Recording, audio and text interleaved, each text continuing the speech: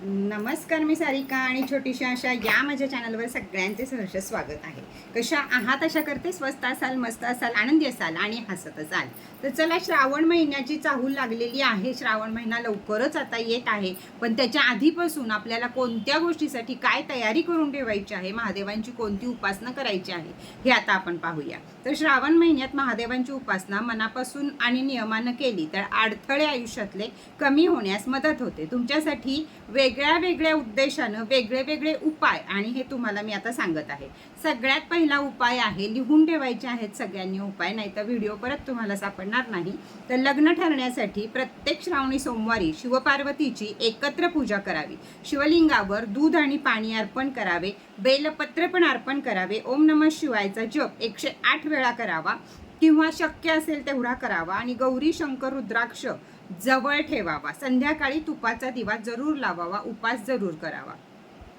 दुसरा उपाय तुम्हाला सांगते मी, नोकरी लागण्यासाठी. तर नोकरी लागण्यासाठी सोमवारी महादेवांना काळे तीळ मिश्रित जल अर्पण करा.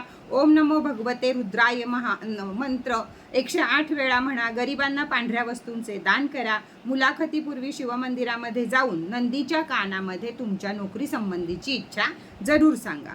बिझनेस ग्रोथ, जिथं बिझनेससाठी अडकलाय तर श्रावण महिन्यात काय करता येईल आपल्याला, तर दररोज सकाळी दुकान किंवा ऑफिस उघडताना ओम श्रीम ह्रीम क्लीम नमः शिवाय असा मंत्र म्हणा. श्रावणात एक रुद्राभिषेक करा. एखाद्या महादेवाच्या मंदिरामध्ये किंवा घरामध्ये केला तरी चालेल, हे शुभ राहील. शुक्रवारी कामाच्या ठिकाणी सुगंधी अगरबत्ती लावा आणि शक्य तेवढी स्वच्छता ठेवा, म्हणजे राहू त्याच्यावर येणार नाही. कर्जमुक्ती हा खूप लोकांचा प्रश्न आहे. तर कर्जमुक्तीसाठी मंगळवार आणि सोमवारी शिवलिंगावर मसूरची डाळ आणि जल अर्पण करा. महामृत्युंजयाचा मंत्र म्हणा. रोज 21 वेळा किंवा 108 वेळा हा मंत्र नक्की म्हणा.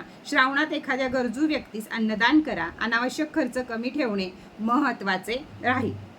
लक्झरी लाईफ जगायची आहे, सगळं आहे आपल्याकडं, पण या पुढचं पाऊल अजून आपल्याला बघायचं आहे. तेवढे कष्ट करायचे आहेत आणि लक्झरी लाईफकडे आपल्याला जायचं आहे.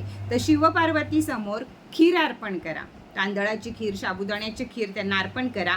ओम ह्रीम नमः शिवाय ह्रीम हा मंत्राचा जप करा. चांदीच्या भांड्यात पाणी ठेवून दुसऱ्या दिवशी तुळशीला अर्पण करा. घरात सुगंध आणि शांतता याचं वातावरण ठेवा.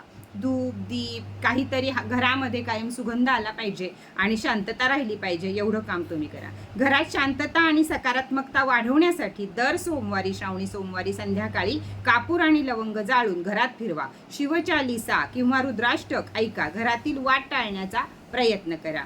हे उपाय श्रावणभर सातत्यानं केल्यास मन स्थिर राहते आणि संधी हळूहळू वाढताना दिसतात. तुम्हाला यापैकी कोणत्या विषयावर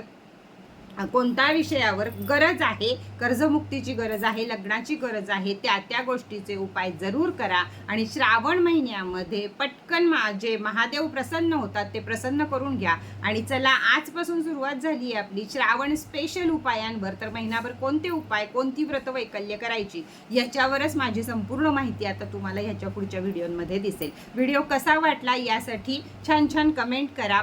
त्याचबरोबर तुम्हाला जर काही हवं असेल आपल्या क्रिस्टल दुनियेमधलं, तर वरती दिलेल्या नंबरवरती माझ्याशी संपर्क जरूर साधा. सारिका लाईफस्टाईलचे लाईव्ह जरूर अटेंड करा. त्याचबरोबर रक्षासूत्र अतिशय गरजेचं आहे. तर रक्षासूत्र सुद्धा ऑफर प्राईजमध्ये चालू आहे. तर सगळ्यांनी रक्षासूत्र खरेदी करा. तर चला, आजचा व्हिडिओ इथेच वास करूया. परत भेटूया नवीन माहिती बरोबर, नवीन व्हिडिओ बरोबर. तोपर्यंत टाटा, बाय बाय.